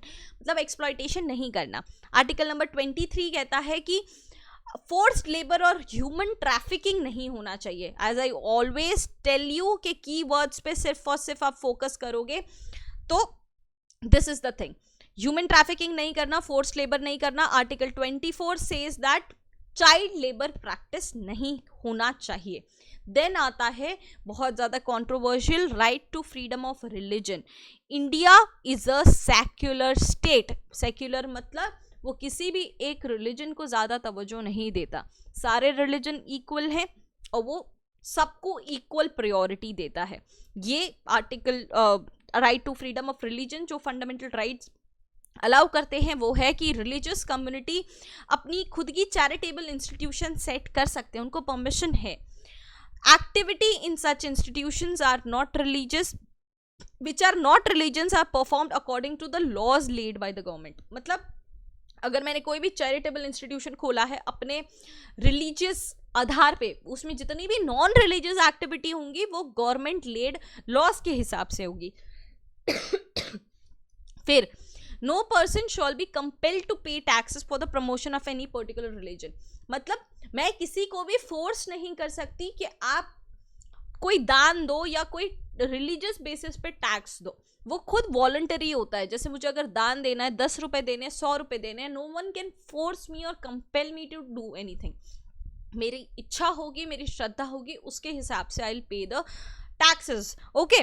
और अ स्टेट रन इंस्टीट्यूशन, मतलब central government, state government run school colleges अगर कुछ भी होगा तो वो प्रो रिलीजन बिल्कुल नहीं होना चाहिए। जैसे केंद्रीय विद्यालय में मैंने स्टडीज कंप्लीट करी हैं, that is state run institution, central government run institution है, तो उसमें कोई भी रिलीजन का बायसेस नहीं होना चाहिए। उसकी जो प्रेयर भी होती है वो सर्वधर्म प्रार्थना होती है और किसी भी एक रिलीजन के इंक्लाइन नहीं हो सकती है। This is right to freedom of religion. Cultural and educational rights में लिखा है अबाउट माइनॉरिटीज के इंटरेस्ट को कैसे प्रोटेक्ट करना है। जैसे डेमोक्रेसी है, हम माइनॉरिटीज को एक्सक्लूड नहीं कर सकते हैं, तो इसमें ये सारी चीजें लिखी हैं। राइट टू कॉन्स्टिट्यूशनल रेमेडीज बहुत ज्यादा इंपॉर्टेंट है, बहुत ज्यादा इंपॉर्टेंट है। Article 32 is the heart and soul of Indian constitution. थोड़ा सा होल्ड ऑन कर लो, आर्टिकल 32 में क्या चीजें लिखी हैं, रिट्स लिखे हैं। अब ये रिट्स क्या होते हैं ये हम आगे की स्लाइड में देखेंगे, बट उससे पहले ये स्लाइड कंप्लीट कर लेते हैं। आर्टिकल 33 कहता है कि पार्लियामेंट चाहे तो रीजनेबल रिस्ट्रिक्शंस लगा सकते हैं फंडामेंटल राइट्स पे। अगर कोई ऐसी देश में सिचुएशन आ गई है तो फंडामेंटल राइट्स को रोका जा सकता है कोई रीजनेबल रास्ता दिखाकर।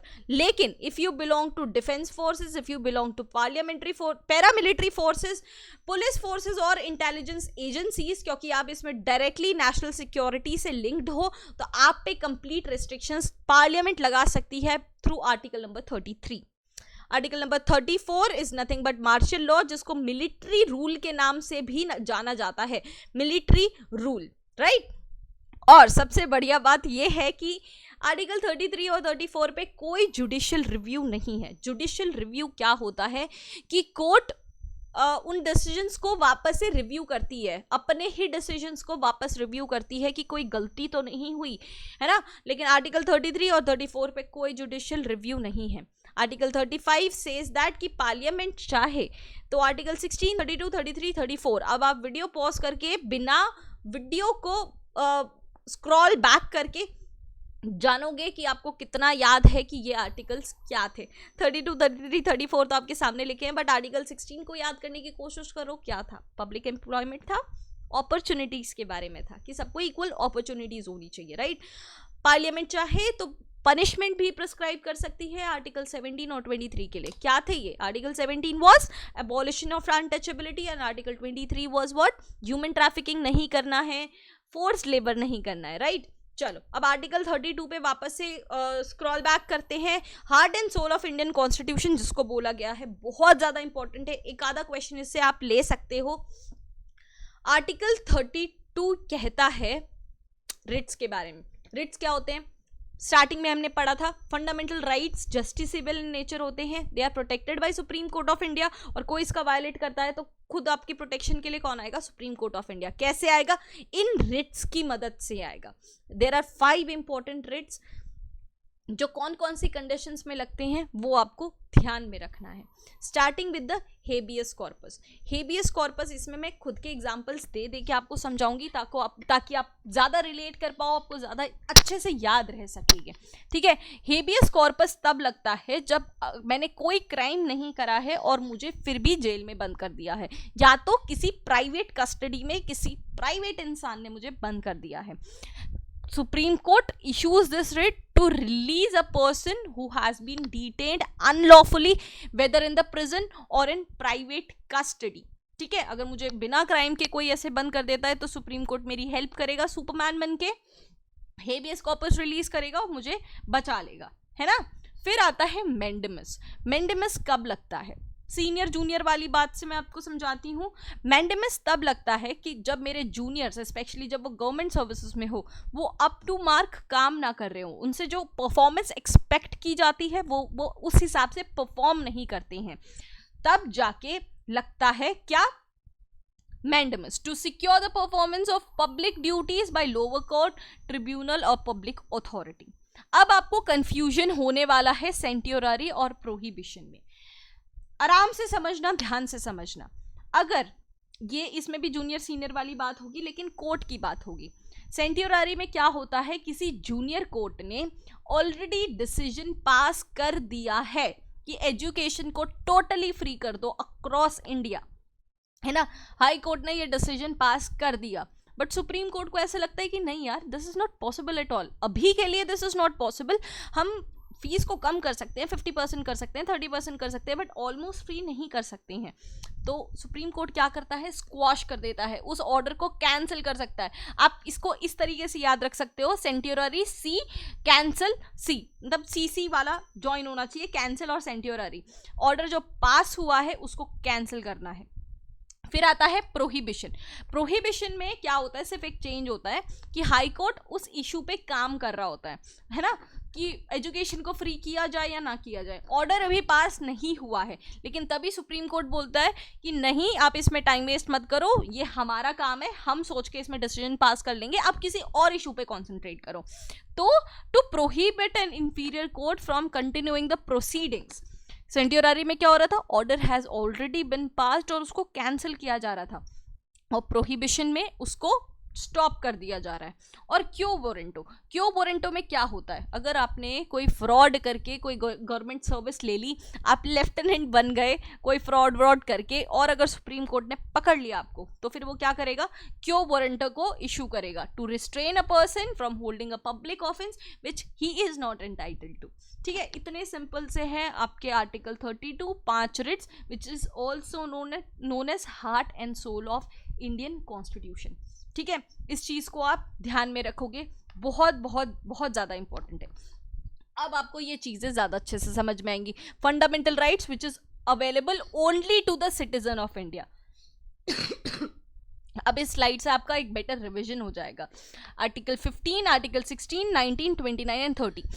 I am not reading it out again, video को पॉज करके आप देख लोगे। ठीक है, फंडामेंटल राइट्स जो कि बोथ, चाहे आप इंडिया के सिटीजन हो या नहीं हो, मतलब फॉरेनर्स को और इंडियन सिटीजन्स दोनों को अवेलेबल होते हैं, accept for the enemy aliens, है ना। अगर आप उस देश से बिलोंग करते हो जिसकी इंडिया से बहुत ज़्यादा दुश्मनी है, तो एप्लीकेबल नहीं है। उसमें आता है आर्टिकल 14, 20, 21, 21A, 22, 23, 24, 25, 26, 27, 28 आर्टिकल। ठीक है, तो इसका वापस से रिवीजन हो जाएगा, एक बार गो थ्रू कर लेना, आपको फंडामेंटल राइट्स टोटली समझ में आ जाएंगे। अब हम धीरे से एंटर होंगे पार्ट 4 में, that is DPSP, directive principle of state policy, जिसमें हमें आर्टिकल नंबर 36 से लेके 51 तक डील करना है, राइट। ये बेसिकली हमने चीज सीखी है कहाँ से, आयरलैंड से। अब DPSP में हम कौन सी चीज पढ़ेंगे, this is not justiciable nature. जैसे फंडामेंटल राइट्स का कोई उल्लंघन कर रहा था, कोई वायलेशन कर रहा था, तो सुप्रीम कोर्ट उसकी क्लास लगा ले रही थी, उसको पनिशमेंट दे रही थी। बट DPSP में ऐसी चीज नहीं है। DPSP बस गवर्नमेंट के लिए एक इंस्ट्रक्शन है, एक सजेशन लिस्ट है कि आपको ऐसे काम करना चाहिए, अगर आपने नहीं किया तो कोई पनिशमेंट नहीं है आपके लिए। ठीक है, ये गवर्नमेंट को कैसे बेटर रन करना है उसकी इंस्ट्रक्शन लिस्ट है। ठीक है, तो उस इंस्ट्रक्शन लिस्ट को एक बार गो थ्रू कर लेते हैं। आर्टिकल 36 वापस से स्टेट को डिफाइन करता है। इससे पहले हमने स्टेट की डेफिनेशन कहाँ देखी थी, आर्टिकल नंबर 12 में देखी थी, राइट, आर्टिकल नंबर 12। फिर application of principles contained in the part, मतलब सारे प्रोसीजर्स लिखे हैं आर्टिकल नंबर 37 में कि DPSP को कैसे अप्लाई करना है। आर्टिकल नंबर 38, देखो इसमें ना याद नहीं होगा, आप थोड़ा थोड़ा कनेक्ट रिलेट करते हुए सोचना, कोई स्टोरी पीछे बना के चलना, तभी आपको चीजें याद रहेंगी। ठीक है, आर्टिकल नंबर 38 मतलब state to secure a social order for the promotion of welfare of people. ये कहता है कि गवर्नमेंट को सोशल ऑर्डर को मेंटेन करने के लिए कुछ लॉज बनाने पड़ेंगे, तभी लोगों का वेलफेयर हो पाएगा। आर्टिकल नंबर 39 कहता है certain principles for the policy to be followed by the state. Same चीज है, घुमा घुमा के बताई है, एक्चुअल चीजें अब शुरू होंगी। आर्टिकल 39A कहता है कि equal justice and free legal add होना चाहिए, मतलब जस्टिस सबके सामने इक्वल होगा। ठीक है, कानून अंधा है, पट्टी लगी हुई है, सबको इक्वल जस्टिस मिलना चाहिए। बट अगर कोई इतना गरीब है, उसके पास लॉयर हायर करने के पैसे नहीं है, तो उसका केस कैसे लड़ा जाएगा? एक फ्री लीगल एड दिया जाएगा, एक फ्री एडवोकेट दिया जाएगा जो गवर्नमेंट की तरफ से होगा, और वो उसको हेल्प करेगा। किसको हेल्प करेगा? जिसके पास पैसे नहीं है और उस पर क्राइम चार्जेस लगे हुए हैं, फ्री लीगल एड भी प्रोवाइड होगा। आर्टिकल 40 कहता है organisation of village panchayat. Organisation of village panchayat, क्योंकि बोला जाता है कि विलेज ही एक्चुअल कोर है ना इकोनॉमिक डेवलपमेंट का, तो विलेज पंचायत का ऑर्गेनाइजेशन भी गवर्नमेंट को करना चाहिए। Article 41 right to work, to education and to public assistance in certain cases. आपको राइट मतलब वर्क करने के, एजुकेट होने के और पब्लिक असिस्टेंस के भी पूरे राइट्स दिए जाने चाहिए। आर्टिकल 42 कहता है कि आप जहाँ काम करते हो वहाँ का environment just and human conditions होना चाहिए। मतलब जैसे एग्जाम्पल ले लो, गटर साफ करने वाले होते हैं, वो एक इनह्यूमेन कंडीशन में काम करते हैं, जहाँ पे हम 2 मिनट खड़े भी नहीं हो सकते हैं, हम सीधा नाक पे हाथ दे देते हैं जब भी कोई बड़ी गटर के सामने निकलते हैं, और we just can not stand there, और उस कंडीशन में कुछ लोग काम करते हैं पूरा दिन, तो that is just very inhumane condition. तो गवर्नमेंट को उनके लिए कुछ करना चाहिए। मैटरनिटी रिलीफ हर जगह मिलनी चाहिए। मैटरनिटी रिलीफ क्या होता है? जब कोई भी एक लेडी प्रेग्नेंट होती है, in the advance stage of pregnancy, वो इस हालत में नहीं होती कि वो वर्क कर सके ज़्यादा, तो उनको मैटरनिटी रिलीफ मिलनी चाहिए, उनको पेड लीव मिलनी चाहिए, उनके पैसे नहीं कटने चाहिए। Article 43 living wages for workers. Article 43A participation of workers in the management of industries. मतलब जो ग्रास रूट लेवल पे क्या चीज़ें चल रही है वो तो वर्कर्स को ही पता होना चाहिए, उनका पार्टिसिपेशन मैनेजमेंट में भी होना चाहिए, ताकि एक्चुअल प्रॉब्लम्स का पता चल सके और उनका सॉल्यूशन भी निकल सके। आर्टिकल 43B क्या कहता है? Promotion of cooperative societies. Cooperative societies का प्रमोशन होना चाहिए। बहुत बड़ा एग्जाम्पल हमारे सामने है अमूल, इसने वाइट रिवॉल्यूशन, मिल्क रिवॉल्यूशन में बहुत ज़्यादा हेल्प किया है। आर्टिकल 44 बहुत ज़्यादा इंपॉर्टेंट है, बहुत बार पूछा गया है। It is UCC, uniform civil code. इसका मतलब ये है कि इंडिया में इतनी डाइवर्सिटी है, इतने रिलीजन्स हैं, इतने कास्ट क्रीड्स हैं, बट हमें यूसीसी अडॉप्ट करना चाहिए। यूसीसी क्या होता है कि एक स्टेट का, मतलब एक कंट्री का एक ही लॉ एंड एनफोर्समेंट हो, उसका कोई एक्सेप्शन ना हो, है ना। हमें कैसे चीज़ें लागू करनी है उसका एक सिंगल तरीका होना चाहिए, और उसको irrespective of all the religion सबको फॉलो करना चाहिए। बहुत ज़्यादा कंट्रोवर्शियल है, इस पे बातें चलती रहती हैं। आर्टिकल 45 कहता है provision for early childhood care and education to children below the age of 6 years. मतलब आपका बच्चा अगर 6 साल से छोटा है, उसको अर्ली चाइल्डहुड केयर मिलनी चाहिए, वो एजुकेशन मिलना चाहिए। आर्टिकल 46 कहता है promotion of educational and economic interest of SC ST and OBC। मतलब जो माइनॉरिटी कम्युनिटी से, बैकवर्ड कम्युनिटी से बिलोंग करती है, उनके इंटरेस्ट को भी सिक्योर करने के लिए गवर्नमेंट को कोई स्पेशल प्रोविजंस देने चाहिए। आर्टिकल 47 कहता है duty of state to raise the level of nutrition and standard of living. मतलब अगर आप ग्रोथ शो करना चाहते हो, ग्रोथ कैसे शो होगी? जब लोगों के लिविंग कंडीशंस, उनका स्टेटस हाई होगा, उनका लेवल ऑफ न्यूट्रिशन हाई होगा, तो उसके लिए गवर्नमेंट को कुछ करना चाहिए। Organisation of agriculture and animal husbandry. अगर आज भी इंडिया की बात करें तो प्राइमरी सेक्टर ज़्यादा कंट्रीब्यूट कर रहा है, उसमें लोग भी ज़्यादा इन्वॉल्व है, तो उनको उनके ऑर्गेनाइजेशन को और बेटर करना चाहिए।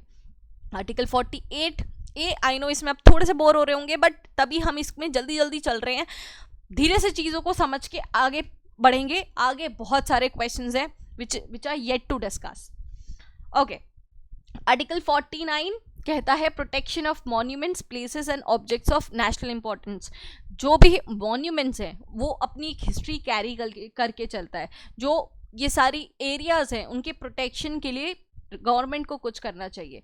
आर्टिकल 50 कहता है जुडिशरी को एग्जीक्यूटिव से दूर रहना चाहिए। भाई जुडिशरी का काम है जस्टिस देना, वो हर चीज़ से अनरिलेटेड होके जस्टिस डिस्पेंस ही करे तो बढ़िया रहेगा।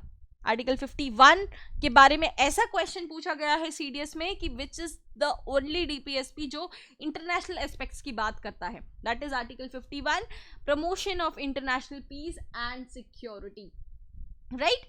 तो ये हमारे डीपीएसपीस थे, जिसको 3 कैटेगरी में कैटेगराइज करते हैं, सोशलिस्ट, गांधीयन एंड लिबरल। ठीक है, अब आपने पूरे पढ़ लिए हैं, अब आप इनको एक एक कैटेगरी में बिठा के देखना, you will get a better idea.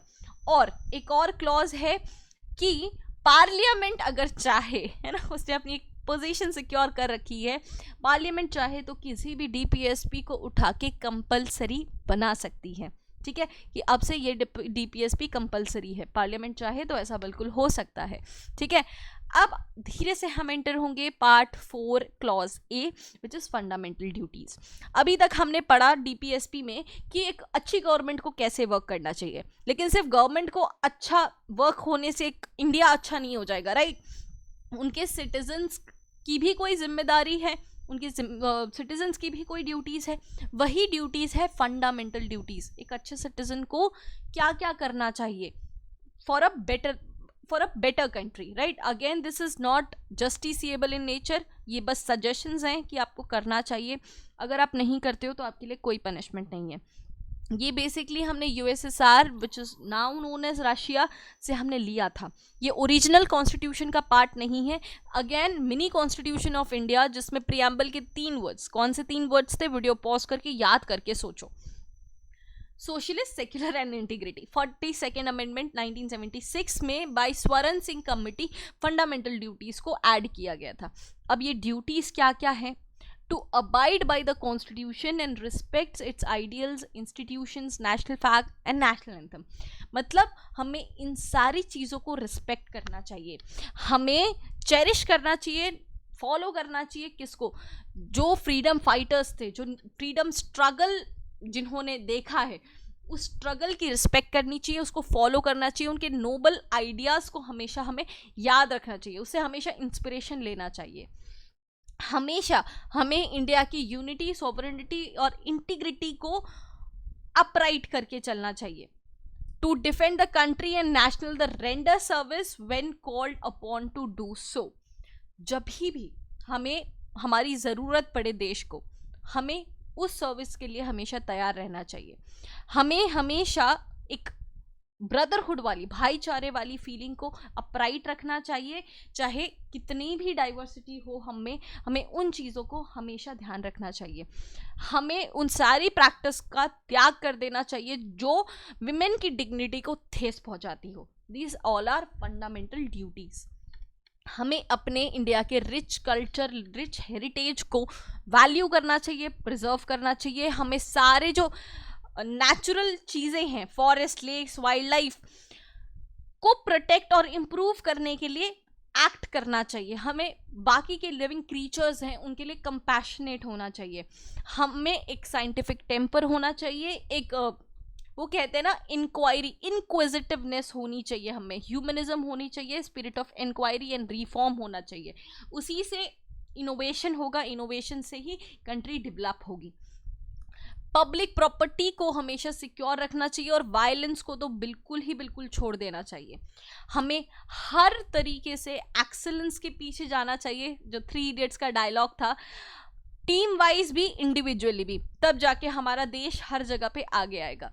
और ये जो फाइनल लास्ट वाला फंडामेंटल ड्यूटी है वो 1976 में भी ऐड नहीं, 1976 में हमारे 10 फंडामेंटल ड्यूटीज़ को ऐड किया गया था। 11th फंडामेंटल ड्यूटी को 86th अमेंडमेंट एक्ट 2002 में ऐड किया गया था। वो किसी एक पेरेंट और गार्जियन के लिए है कि अगर आपका बच्चा 6 to 14 ईयर्स से बिलोंग करता है तो उसको बेसिक एलिमेंट्री एजुकेशन मिलनी चाहिए, वो उसका हक है, वो उसका अधिकार है।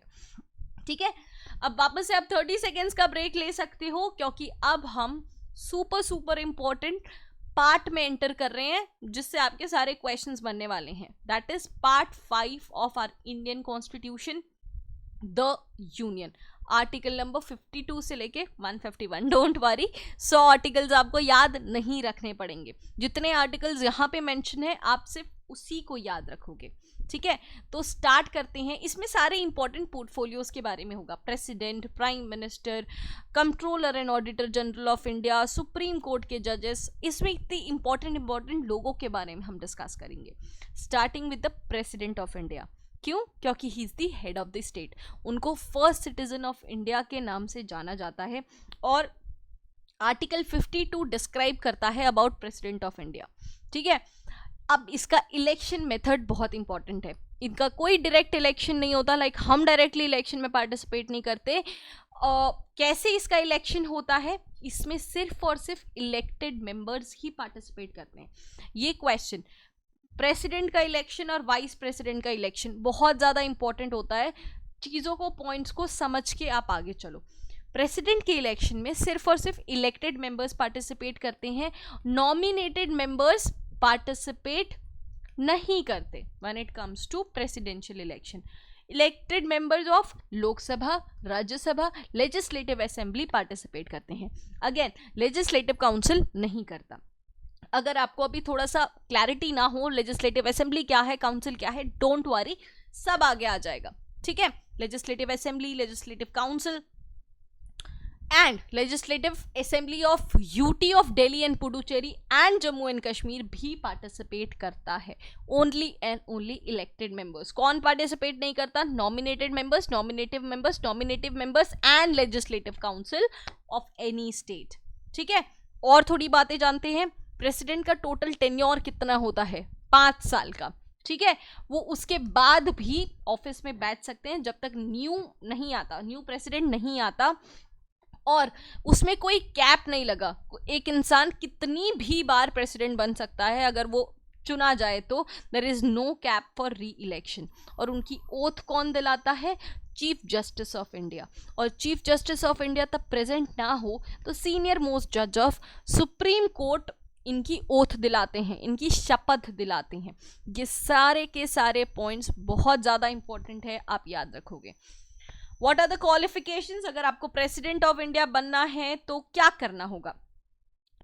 आपको सबसे पहले इंडिया का सिटीजन होना पड़ेगा, मिनिमम 35 ईयर्स ऑफ एज होनी पड़ेगी, और एज पर लोकसभा आपकी क्वालिफिकेशंस होनी चाहिए। एज अ लोकसभा मेंबर आप टिक हो जाने चाहिए, ओके हो जाने चाहिए, तो आप प्रेसिडेंट बन सकते हो। आपका कोई ऑफिस ऑफ प्रॉफिट नहीं होना चाहिए, आप इंसेन नहीं होने चाहिए, आप दिमाग से ऐसे पैदल टाइप नहीं होने चाहिए, इंसॉल्वेंट नहीं होने चाहिए, और प्रूव्ड या तो प्रोक्लेम्ड क्रिमिनल नहीं होने चाहिए, ठीक है। No occupancy in government services except for the president, vice president, governor और मिनिस्टर ऑफ एनी स्टेट। इसके अलावा अगर आप कोई भी गवर्नमेंट ऑफिस को ऑक्यूपाई करते हो तो आपको अपनी नौकरी छोड़नी पड़ेगी ताकि आप प्रेसिडेंट बन पाओ। ओके, चलो ठीक है। अब बहुत सारी रिपीटेटिव चीजें हैं यहाँ पे, आप इसको रीड आउट करना प्रेसिडेंट्स ऑफिस के बारे में। अब अगर प्रेसिडेंट की सीट खाली हो जाए तो क्या होगा? सबसे पहले तो खाली कैसे होगी? जब उनके 5 साल उनका टेन्योर है, अगर वो खत्म हो जाएगा तो प्रेसिडेंट की ऑफिस खाली हो जाएगी, या तो वो रेजिग्नेशन दे दें। ये भी बहुत इंपॉर्टेंट क्वेश्चन है। वो रेजिग्नेशन किसको देते हैं? प्रेसिडेंट ऑफ इंडिया रेजिग्नेशन किसको देते हैं? To the vice president of India, ठीक है। या तो लोकसभा या राज्यसभा को ऐसा लगता है कि ये प्रेसिडेंट अच्छे नहीं है, काम के नहीं है, तो वो आर्टिकल 61 के थ्रू इम्पीचमेंट रिलीज कर देते हैं कि इनको हटाया जाए। अगर वो इम्पीचमेंट पास हो जाए तो प्रेसिडेंट ऑफ इंडिया हट जाएंगे अपनी पोजीशन से, या तो उनकी डेथ हो जाए, या तो सुप्रीम कोर्ट ऐसा कहे कि इलेक्शन में कोई घपला हुआ था और ये इलेक्शन इनवैलिड हो गया, तो प्रेसिडेंट जो इलेक्ट हुए हैं वो भी इनवैलिड हो जाएंगे। इन सारी कंडीशंस में प्रेसिडेंट की ऑफिस खाली हो सकती है, और उस खाली पोजीशन को ऑक्यूपाई कौन करेगा? Vice president of India. Vice president of India acts as president of India when president office is vacant। लेकिन ये सिर्फ 6 महीने तक ही चल सकता है। 6 महीने तक ही वाइस प्रेसिडेंट की तरह काम कर सकते हैं। उसके बाद वापस से इलेक्शन कंडक्ट कराना पड़ेगा for actual president of India, ठीक है। ये सारे फैक्टर्स, ये सारी चीज़ें आप याद रखोगे। अब president first citizen of India है, हेड ऑफ द स्टेट है, उनकी कुछ पावर्स हैं, उनको सिंप्लीफाई करते हुए देखते हैं। First is for every executive action the Indian government takes, उसके लिए ये सारे काम किसके नाम के बिहाफ होते हैं? President of India. He may make rules to simplify the transaction of the business. क्यों? क्योंकि फिनेंस कमीशन पूरा इनके अंडर में होता है। ये इनके फिनेंशियल पावर्स में हम देखेंगे, ताकि बिजनेस को के ट्रांजेक्शन्स को और सिंप्लीफाई करने के लिए वो रूल्स बना सकते हैं। किन किन लोगों को अपॉइंट करते हैं, ये बहुत इंपॉर्टेंट है।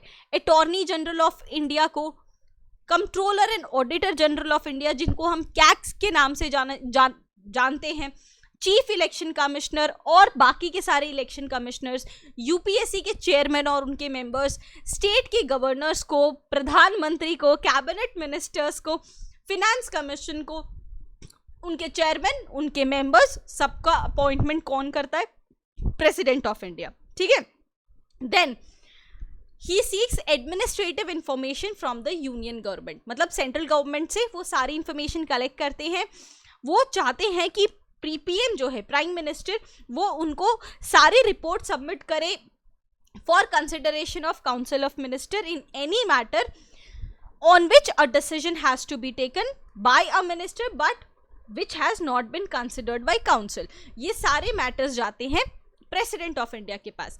वो national commission of scheduled caste, scheduled tribe and national commission of OBC के चेयरमैन को भी अपॉइंट करते हैं।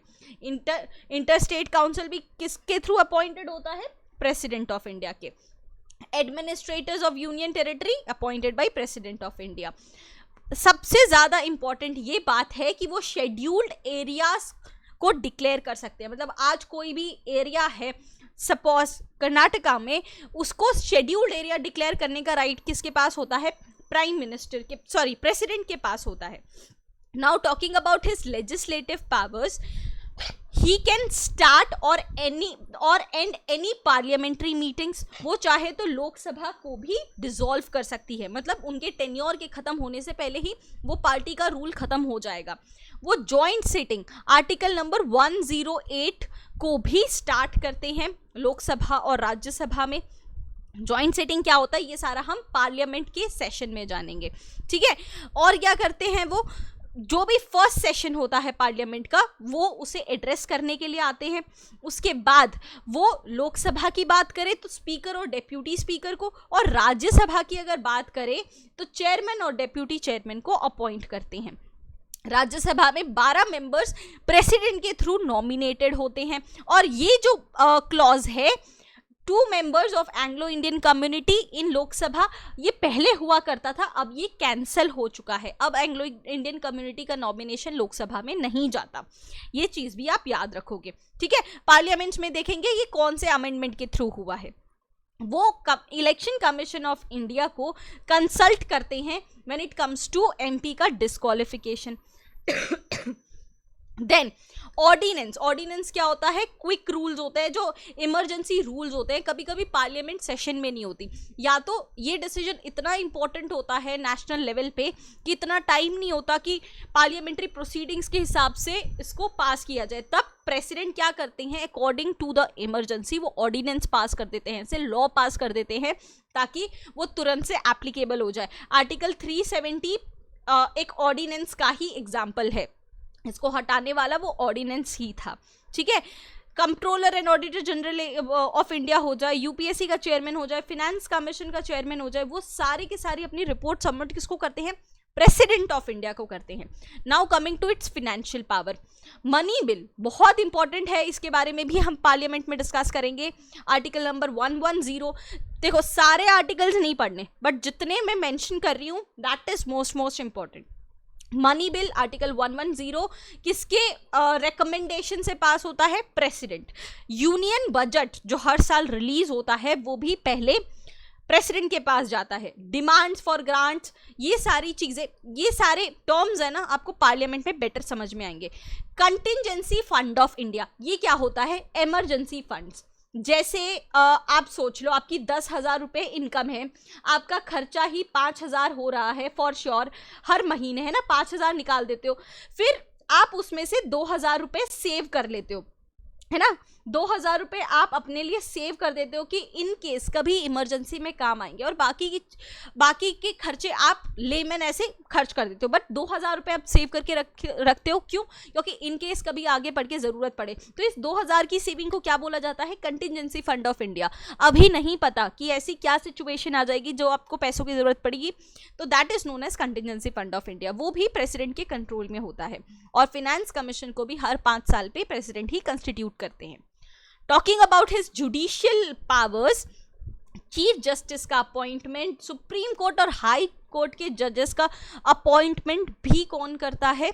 President of India. He takes advice from supreme court किस बारे में? जो भी जुडिशियल मामले में, क्योंकि ऑफ कोर्स सुप्रीम कोर्ट बहुत प्रोफेशनल है इन मामलों में, उनको ज़्यादा पता होता है as compare to president of India, but उनकी एडवाइस बाइंडिंग नहीं होती, ठीक है। उनके पास पार्डनिंग पावर होता है। अब ये बहुत ज़्यादा इंपॉर्टेंट चीज़ है। पार्डनिंग पावर कौन से आर्टिकल के अंतर्गत होता है? Article number 72। इसमें होता क्या है? पार्डन करने का बेसिक मतलब क्या होता है? माफ करना। इसमें बहुत सारे टाइप्स होते हैं। जैसे कंप्लीट पार्डन होता है कि टोटली फ्री कर देना। किसी ने कोई क्राइम किया है, वो प्रेसिडेंट के पास जाए, तो अगर प्रेसिडेंट को ऐसा कुछ लगता है, उनके दिमाग में ऐसा कुछ आया, तो वो कंप्लीट पार्डन दे सकते हैं कि चलो ठीक है, अब से नेक्स्ट टाइम मत करना, अभी तुम्हें कंप्लीटली फ्री किया जाता है, तुम्हें कोई पनिशमेंट नहीं मिलेगी। कम्यूटेशन, कम्यूटेशन किस फॉर्म का पार्डनिंग पावर होता है? With this nature of punishment of convict can be changed. मतलब किसी को अगर फांसी की सजा है, वो प्रेसिडेंट कम्यूटेशन के थ्रू चेंज करके उम्र कैद की सजा कर सकते हैं, या तो 15 साल की सजा कर सकते हैं। नेचर ऑफ पनिशमेंट चेंज करना। रेमिशन, reduce the term of imprisonment. किसी को 5 साल की सजा है, रिड्यूस करके रेमिशन के थ्रू 3 years की वो कर देते हैं। Respite, awards lesser punishment than the original one looking at the special condition. मतलब कोई इंसेन हो गया है दिमाग से, या कोई लेडी प्रेग्नेंट है, उसकी कंडीशन को ध्यान में रख के रेस्पाइट के थ्रू उनकी पनिशमेंट कम कर दी जाती है। Reprieve, stage the execution of the awarded sentence for a temporary period. मतलब किसी को 5 साल की सजा हुई है अभी से, तो उसको डिले कर देना। रिप्रीव मतलब डिले करके, चलो ठीक है, इस अभी से 5 साल की सज़ा शुरू नहीं होगी, नेक्स्ट 2 साल बाद आपकी 5 साल की सज़ा शुरू होगी। तो ये सारे पार्डनिंग पावर है किसके through? Article number 72 president of India के पास। सारे के सारे एज इट इज, सारे के सारे पावर्स किसके पास है? गवर्नर के पास भी है of states, except pardon, complete pardon. मतलब वो पूरा मुक्त नहीं कर सकते, ठीक है, पूरा कंप्लीट वो पार्डन नहीं कर सकते in case of death penalty. ये कंप्लीट एग्जीक्यूटिव वीटो पावर होता है किसके पास? प्रेसिडेंट के पास, ठीक है।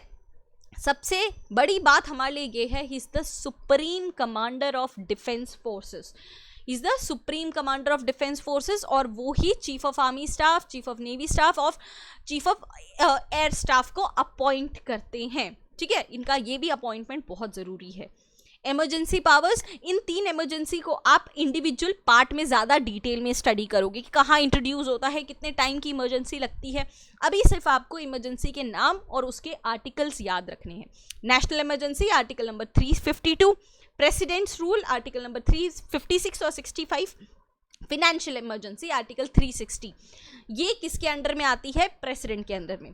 उनके पास ऑर्डिनेंस मेकिंग पावर भी होता है अंडर आर्टिकल 123। ऑलरेडी आपको बता चुकी हूँ, जो इमरजेंसी के टाइम पे डिसीजंस लेने होते हैं, क्विक डिसीजंस लेने होते हैं, जब पार्लियामेंट सेशन में नहीं होता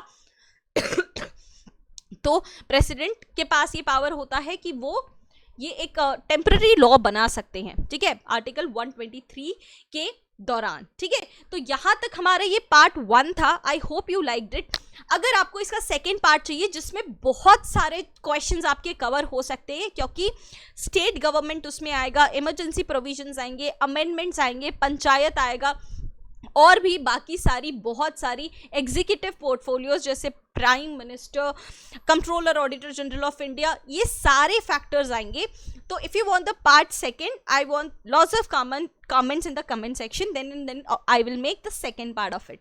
ठीक है, तो I'll give you the previous year question also in the second part. So see you there.